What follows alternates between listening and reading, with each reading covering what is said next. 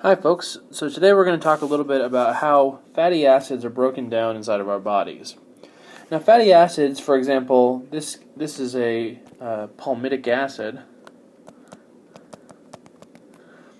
Are brought in as coenzyme A adducts, so they're attached to a CoA, and they're brought in through the carnitine transporter into the mitochondrial matrix. And this palmitic acid is a 16-0 fatty acid, 16 carbons in the tail, 1, 2, 3, 4, 5, 6, 7, 8, 9, 10, 16, and no unsaturation. So this is the most common way you'll burn fats. Palmitic acid is the most common saturated fat in our body, and so it's the one we tend to use the most. Now notice it has an even number of carbons, and that's going to come out to be important because essentially what we're going to be able to do is break this down into N/2 acetyl-CoAs. So if we start with N of 16, we'll end up with 8 acetyl-CoAs, made out of 8 2-carbon pieces. So if you look at this molecule of Acyl-CoA, which is what the name of this thing is,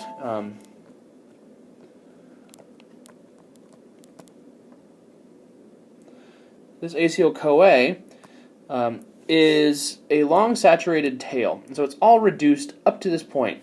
And so the only place we can really start making a dent into trying to break this thing down into acetyl-CoAs is near the carbonyl here, at the thioester bond with CoA.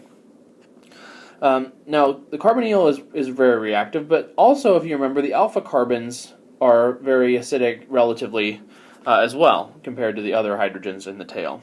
And so we're going to start out this mechanism by pulling the alpha hydrogen. And we're going to be using this enzyme that's called Acyl-CoA dehydrogenase, which is in the inner mitochondrial membrane. So I've drawn it kind of here in a box. It's a dehydrogenase, and so it contains FAD.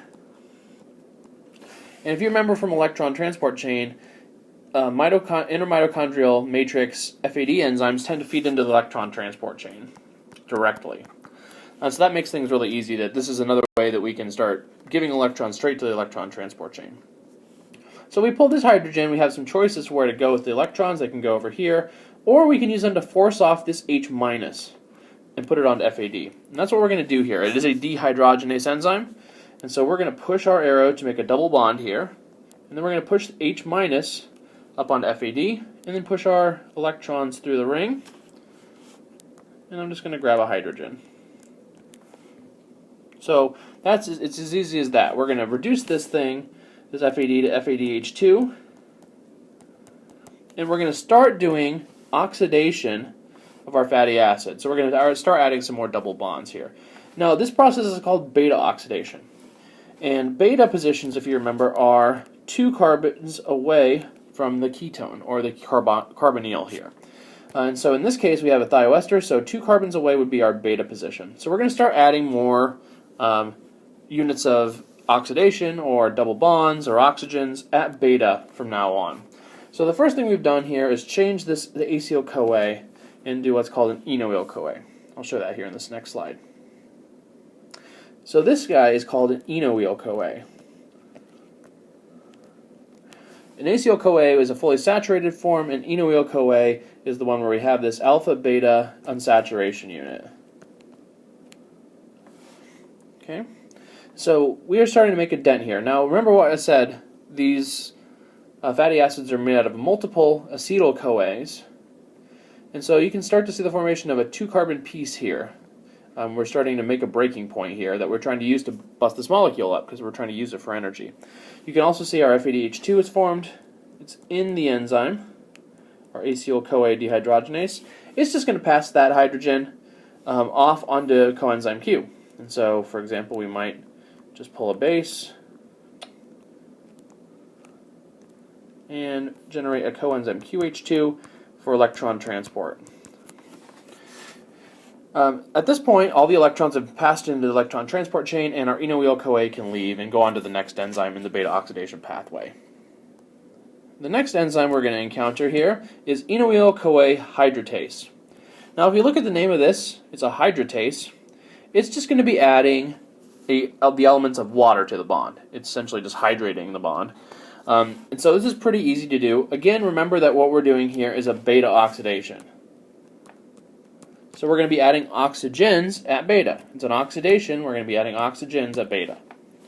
So we're going to add this water at the beta position, and we're going to protonate with the other glutamic acid in the active site.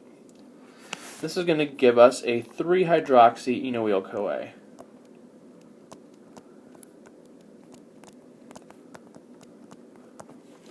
Product. So very simple, just adding water to the beta position. Alright, and now we're on to the third enzyme in the beta oxidation pathway, 3-hydroxy-enoyl-CoA dehydrogenase. So this is our 3-hydroxy-enoyl-CoA.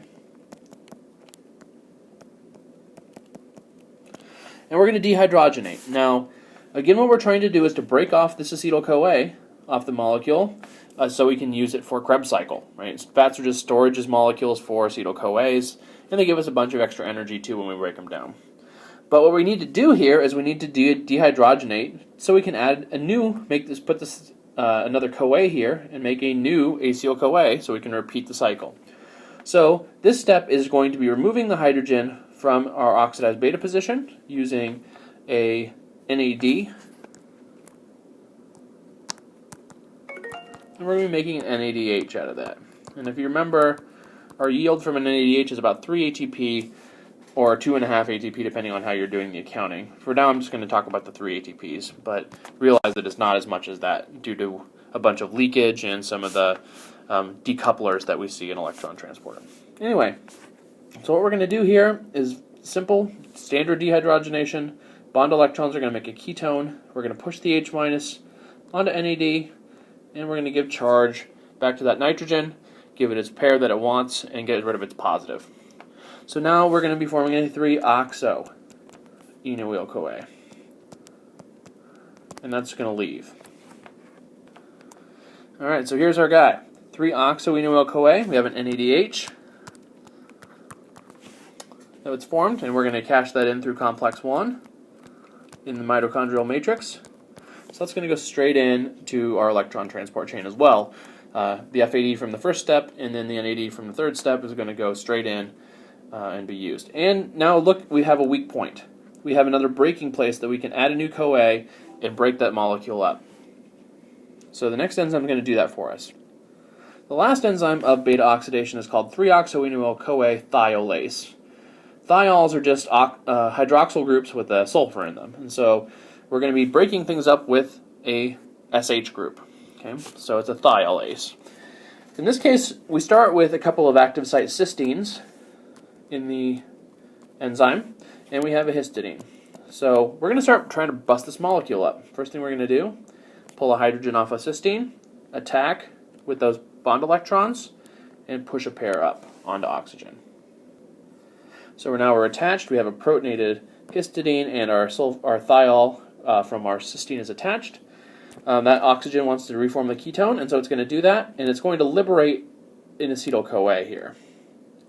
So it's going to kick off that acetyl-CoA, and now our 14-carbon chain is attached to the enzyme through a thiol-sulfur cysteine group. Now this acetyl-CoA just needs to tautomerize back to the ketone. It's going to do that by grabbing hydrogen from the other cysteine in the active site. And again, notice that we have our 14-carbon bound to the enzyme. This acetyl-CoA is free to leave. So goodbye, acetyl-CoA. Don't need you anymore. Go on to your Kreb cycle. Remember that each one of those is worth 12 ATP if you're counting 3s and 2s in your NADH and FADH respectively. So hey, cool, we just cashed in 12 ATP. Now we just need to get this thing onto CoA so we can use it again. So easy thing here, pull off hydrogen, attack at the thioester. So we got our CoA attached, we've recharged our cysteine. We just got to get this old one off, and we're going to come on down, kick off our cysteine, and deprotonate that histidine to recharge. And so now we have N-2 carbons in our chain. This is now a C14 instead of a C16 that we started with, and we can continue to do more rounds of beta oxidation. In the next video, I'll talk a little bit about how do we account for all of the energy coming out of these things and some of the problems we're going to run into with different types of fatty acids. Thanks.